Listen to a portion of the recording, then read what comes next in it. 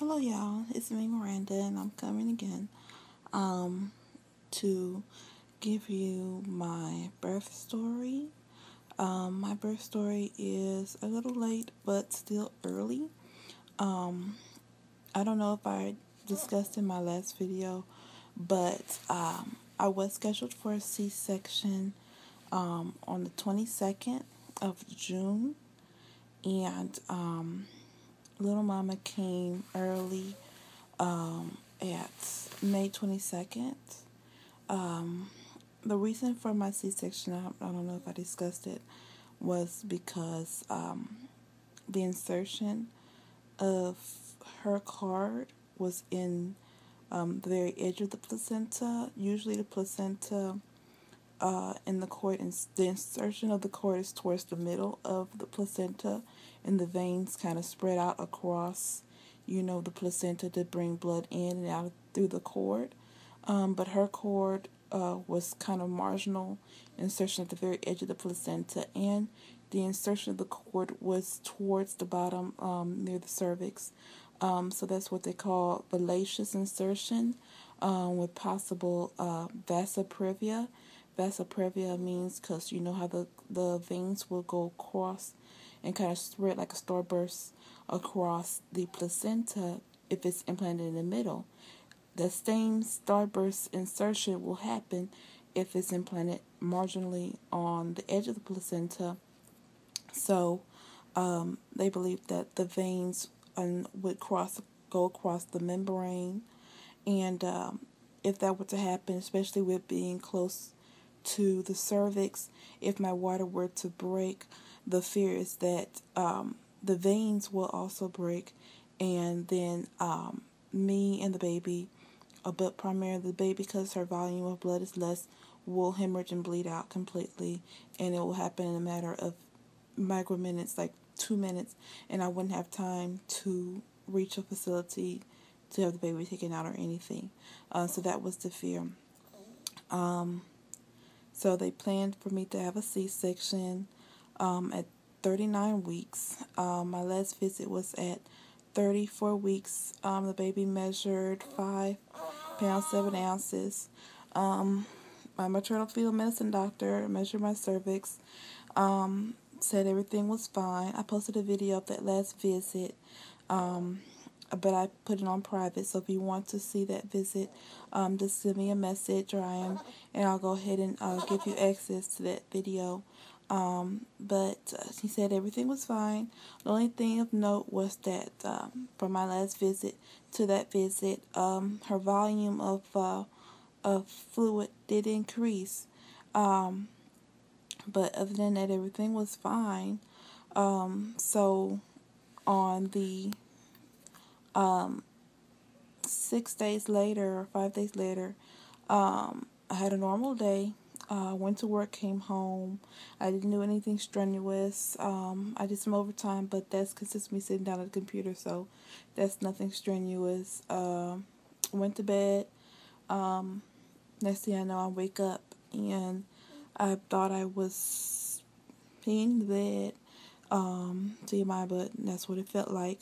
So I got up, ran to the restroom, like, oh my goodness, I can't believe I, did that. I thought that was something that could happen, as a pregnant woman, but I thought it was something going to happen a little bit later on once I got a little bit more, bigger, or I thought I were to cough or sneeze or something in my sleep, but it was just running out. So I went to the restroom, sat down on the toilet, did what I thought was finishing, and I went to jump in the shower, bathed off, went to dry myself, and it kept coming. I kept re-wetting. I said, I can't hold it back. I thought I was like, wow, I can't control my bladder. And I was like, hold on. What if it's not my bladder? So then I'm like, oh my goodness. So I come in the bed and shake my head. So I said, well, I think my water broke. And he comes home late at night. This was like 2 in the morning. He came at home about 12. Maybe went to bed about 1. And it's 2 o'clock. So he's really like out of it. So he's like, what? I said, my water broke. I think my water broke. He said, you sure? So I go in the restroom, double check with the mirror, see exactly where the water is coming from. And I was like, yeah, it's, my water broke. So, I immediately just took a pad, kind of stuck it between there, just in case they want to check the fluids, make sure if there's blood. It was clear fluid. There was no blood, thank God. So I stuck a pad, jumped into some sweats, put my flip-flops, grabbed my purse and my phone, and jumped in the car. And I told him, come on, get up, and let's go. So I'm jumping in the car. I'm sitting in the car, waiting for him, and I'm calling my doctor on call line. No response. I left a message with the answering service, and they state that she was going to call me back. So she would call me back within 15 minutes. She's making her noises.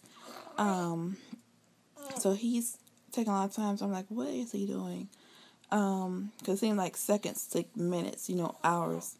So he's in the house. He's so bleary. He's so stressed out. He can't find anything because he's, whatever. So by the time he come out of there, he wants to drive extra slow.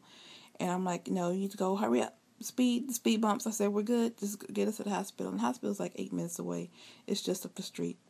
That's the closest hospital. The hospital that I was scheduled to deliver at was about 20 minutes away.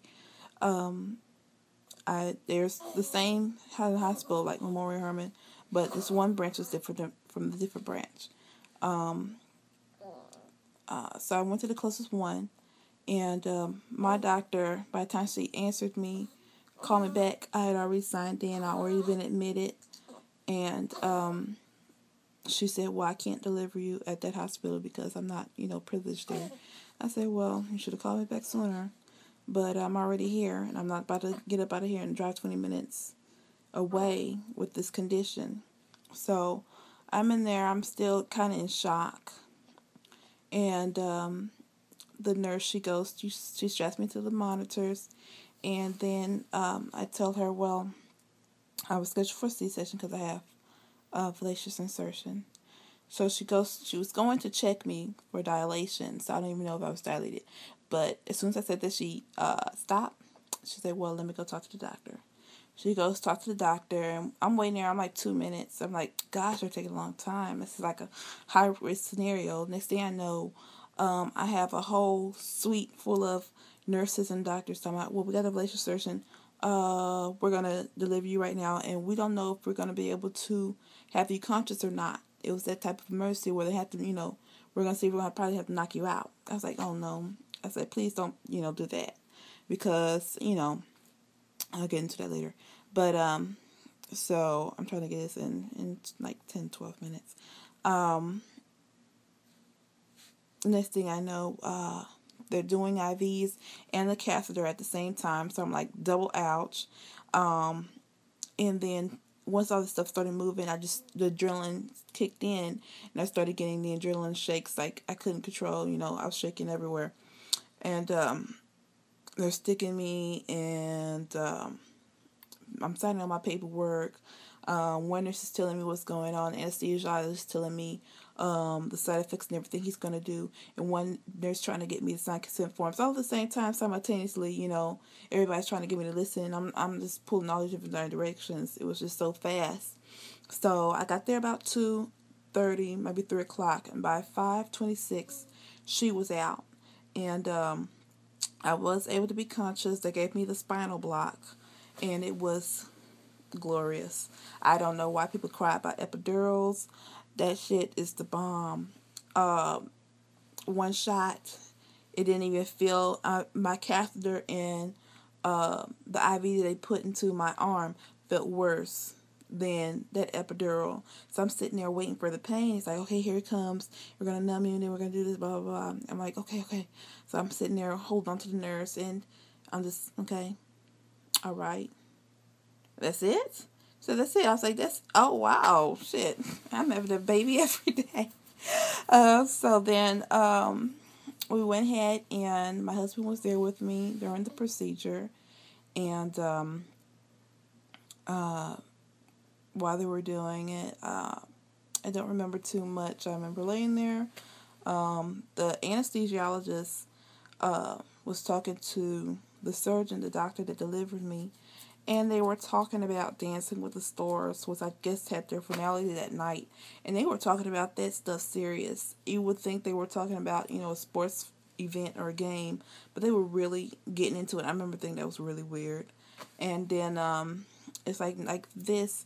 The baby was out. She cried, and they whisked her out of there pretty quickly. She was premature by 4 weeks, but she was a big preemie. She was 5 pounds 11 ounces. She had a little bit of issues breathing. The stuff that's normally in her lungs, the sticky stuff. She had a problem, kind of breathing around that, breathing a little hard and fast. They put her on a CPAP machine and had to whisk her on out of there. And then they sewed me up, put me in the recovery room. After recovery, I went to my private room. I stayed there about 4 days. I was ready at 3 days, but since it was a Friday, my husband had to work that day. He was off the first couple of days, but that next day he had to go back to work. So since he's at work, I'd have nobody home to take care of me really, and I want to be here with my baby since she's still here, in the hospital. I said I might as well stay home till Saturday, and discharge on Saturday and go home and come right back up here anyway. So that's what we did. And she stayed there for about 2 weeks, getting, her breathing right. Then she got a little touch of the jaundice. And then she, had to get into feeding. Her bottle feedings took a little bit of more time. But once she's home, she's good. She's thriving. And she's over here in her little bassinet here, just grunting and doing what she does. And we're just happy to have her home and feeling blessed and celebrating the mercy and grace of God every day that she's here, safe and sound and healthy. And I'll do another video probably Monday regarding, her 1 month update and up from, birth to 1 month, giving you a catch up on what's doing with her, my postpartum, how I'm doing, and also my weight loss journey to try to get back really under what my pregnancy weight was, to try to get back in shape for baby number 2. So I'll talk to you guys later. Bye-bye.